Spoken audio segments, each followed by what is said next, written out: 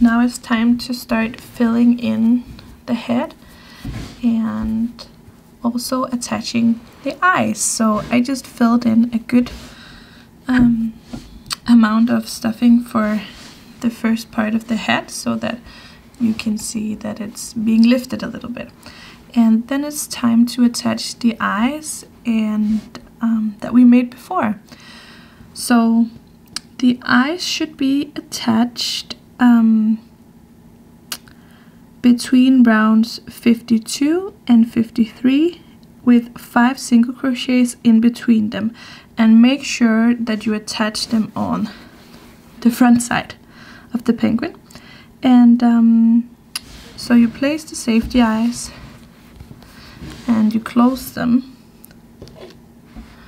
here on the back with this, so they are secure. Right? Now you'll take the ends that you have from the eyes here and sew in the white parts here so that you are sure that they are fastened, and you'll just weave in the ends on the inside of the head.